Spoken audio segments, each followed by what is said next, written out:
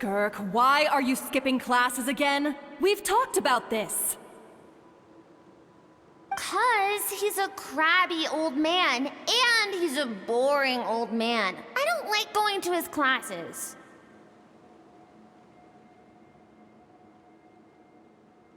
Excuse me.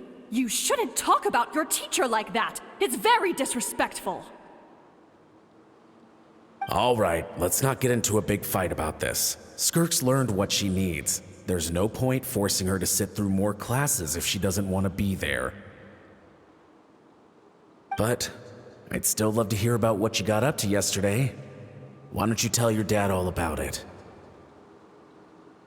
I went diving, and I saw this huge fish. I never knew they could get that big.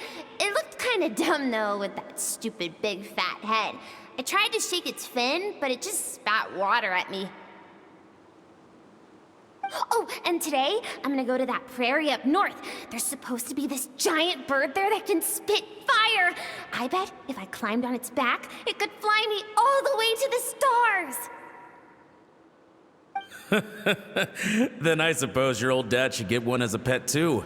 Otherwise, how are you gonna hear me call you for dinner up there in the stars?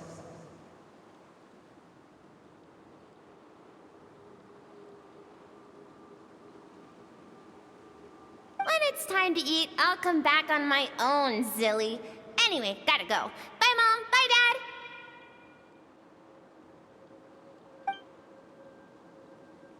Wait! Put on a coat at least. You'll catch a cold. I'm talking to you, young lady. You spoil that child, you know. Ever since that merchant ship arrived, she practically lives outside. Always going on about exploring the beyond one day, whatever that means. Ah, let the kid do what makes her happy.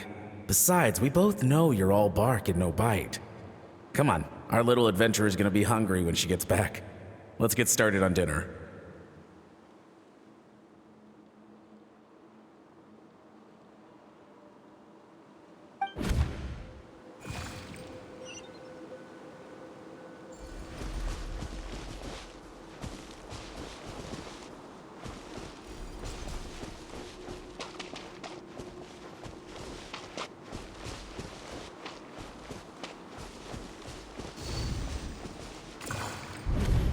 The stars shimmer high above. But what lies beyond the stars? Mountains as far as the eye can see? An endless snowy plain? Or maybe buildings taller than the sky, like the people from the merchant ship said? I can't be the only one asking these questions. The universe is fascinating. If only I could meet some other people like me. We could set sail together and explore every corner of the world. I'm sick of being a kid. There's so many amazing things out there, and I'm ready to see them all.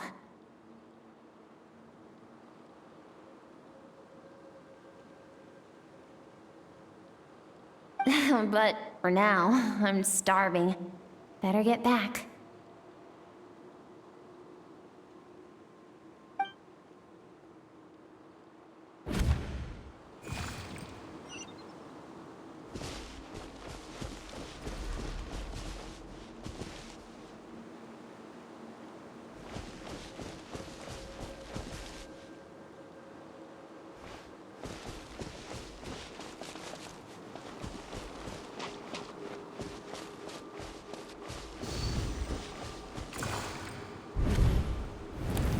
Don't let a single one of them get away! No, please, spare the children! Stay back!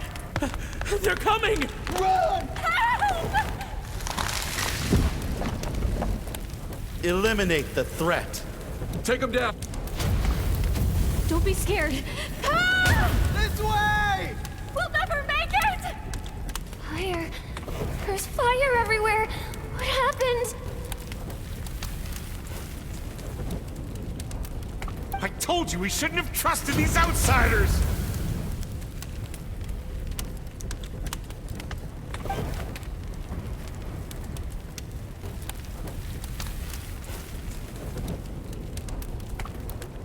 Why are you doing this? What did we do to deserve this? We welcomed you with our finest food and drink, showed you the best our home has to offer, gifted you cloth dyed by our own hands. And this is how you treat us? Run! Save yourselves!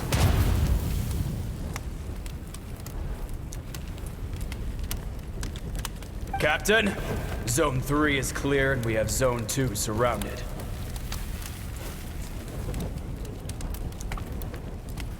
Begin extermination. Remember the orders from upper command. No one is to be left alive.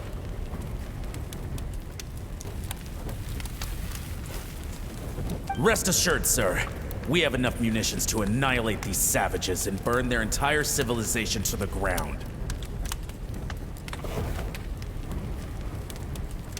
Good. The only ones who put up a real fight are that man and his wife, correct? What's their status? We shot the man in the ankles and the wife broke her wrist attempting to fight back. They won't be doing much more fighting. They're holed up in their home for now, but they won't last long. To prevent them from making some kind of last stand, we're planning to clear out the other zones first so we can send a bigger squadron to surround them.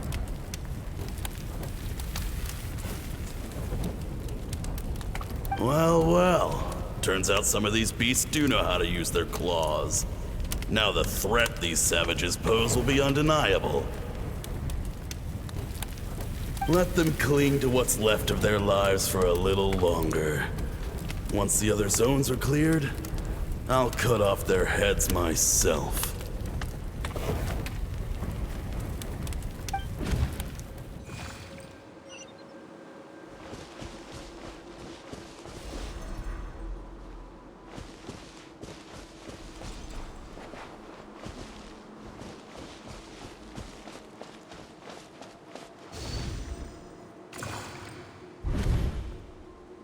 Dad? Mom?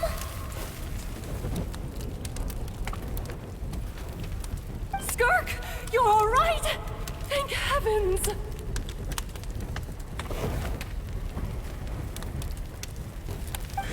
I'm so happy to see you, sweet girl. But you need to go. It isn't safe here.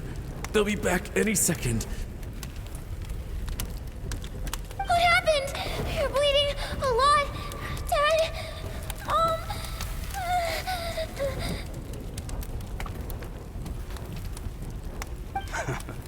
This is the place. Alert all units. Prepare to surround. Run, Skirk! Run as far away as you can! Don't trust anyone! Your dad and I, we're not afraid to stare death in the face, but we need you to survive. My clever girl, so curious. You're already so brave. I know you're going to grow up to be such a positive light in this world. Whenever you miss us, just play this song. Remember, life is a gift. Don't let darkness claim it. Break down the door! Look what we have here. A savage that can pluck a tune. Well, the show's over.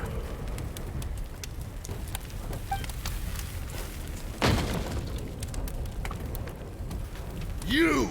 Stop singing! Shut it! I said shut it or I'll make you! Fine. Have it your way!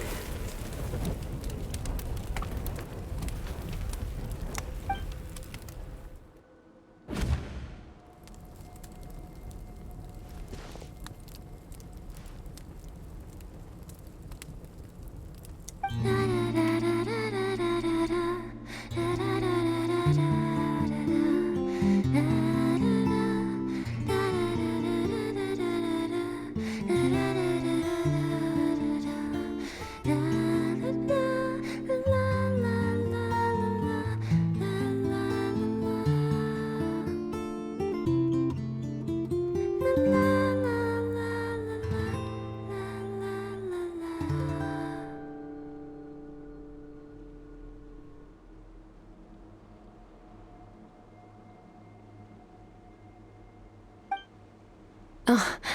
You're awake? I found a few clues while you were asleep, but it's only a start. Now, time for the second stage of your training. This time, the focus is elemental energy. Come find me when you're ready to begin.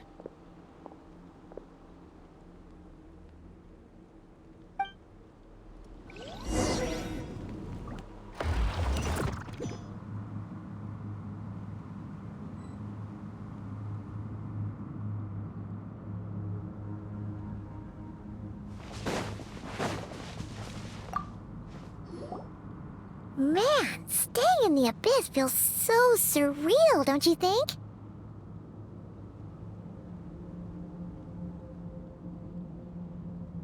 No day and no night. It's like time hardly exists. If we weren't careful to keep track, it feels like we'd have no idea how long we've even been here. Well, except for the fact that Paimon still gets hungry like clockwork. You go do your training. Paimon's gonna grab a bite.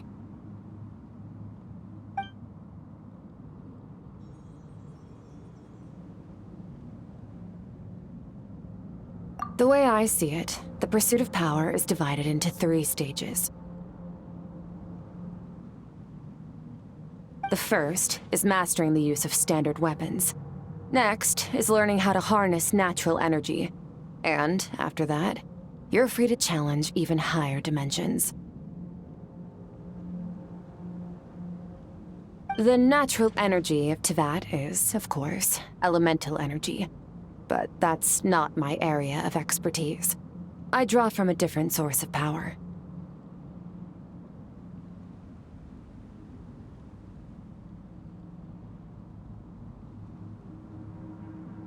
Abyssal power, yes. Also known as the power of the Void Realm.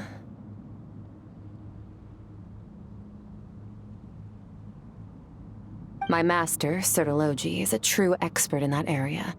After all, he was one of the group of 5 that infamously stole the all-encompassing power of the Abyss, an act for which the people of Conria gave them the epithet, the 5 Sinners. The elemental energy of Teyvat, on the other hand, is derived from the power of the Light Realm. These 2 forms of energy exist in direct opposition to each other. Suffice to say, there's not much I can teach you this time.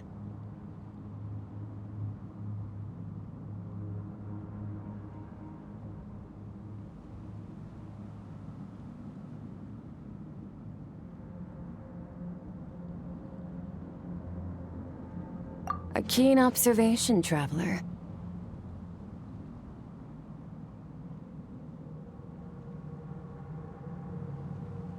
Call it respecting local norms.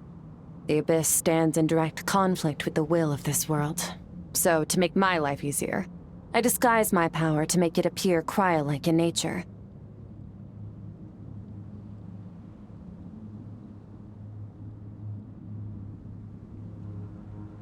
It's a technique I learned from some Conrian ruins, known as the 7 Shifting Serpent.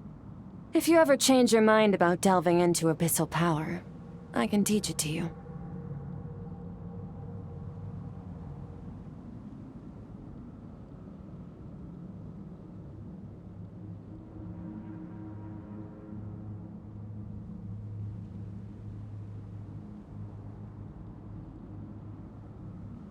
So I've heard.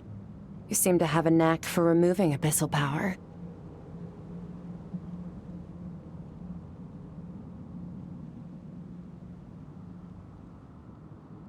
But is purification really what's going on there? Like I said, power does not simply disappear. Just thinking out loud. Let's focus on your elemental training. That's what's gonna help us if the situation gets tricky.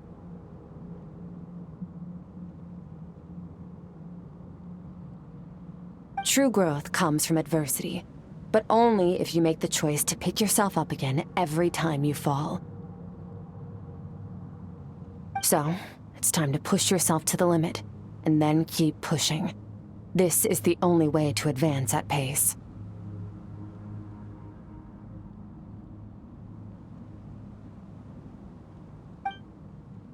Use the power of Animo to clear the field as fast as you can.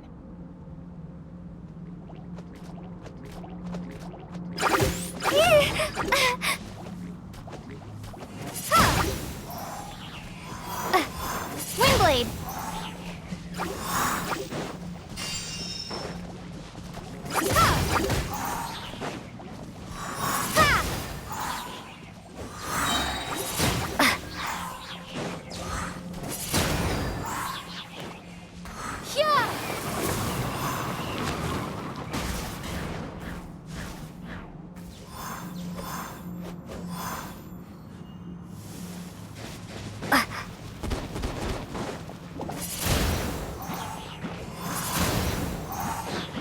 Windblade! Observe your surroundings. Look for things you can use to tilt the scales of success in your favor. Windblade!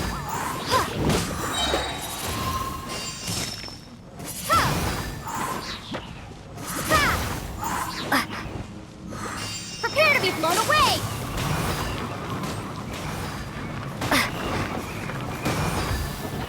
Windblade!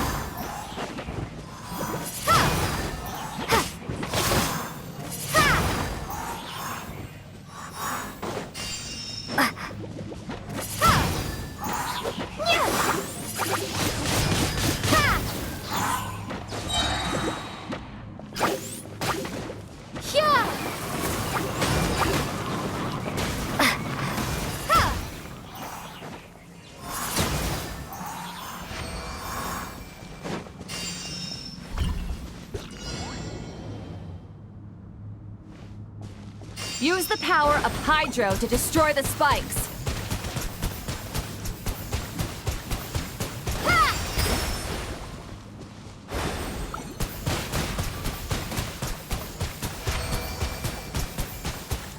Faster! Don't give them a chance to strike you. You need to be quicker than you were in your dream. You can't afford another injury like that.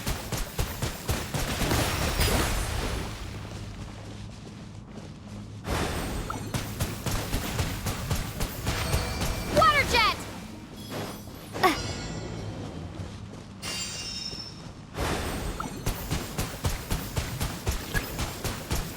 Go!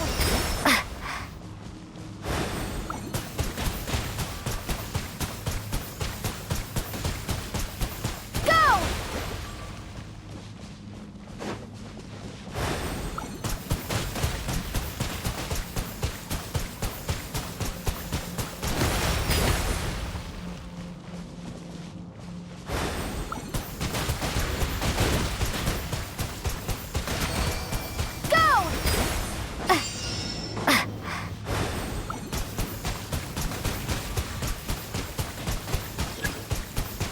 Go!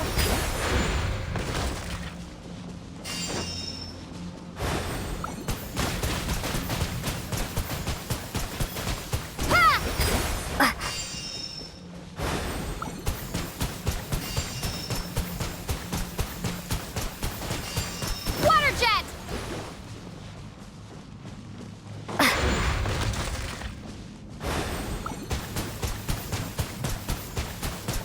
Water jet!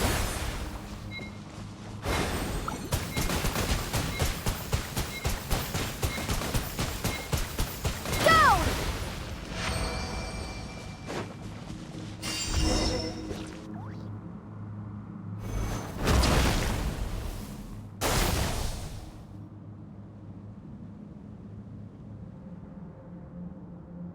You need to understand what makes you special.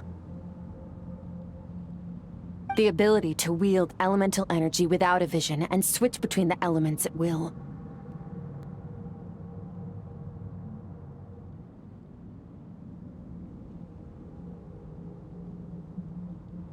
It means your aspirations need no approval from the gods.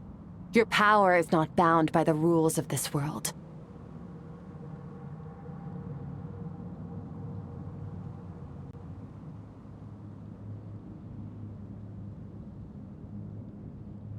So be bold. Do not be afraid to chart your own path.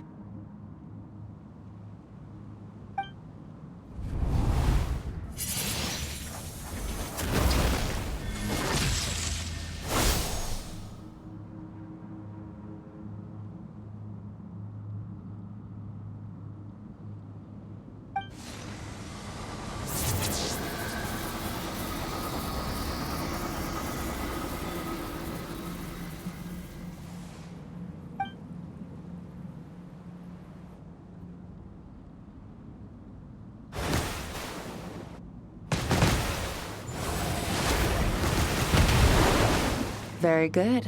It seems you've reached a deeper level of connection with the elements. Long enough for you to lose yourself in your training, which is a good sign.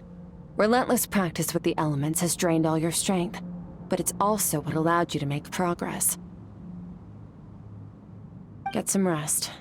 When you wake up, we'll proceed to the final stage of your training.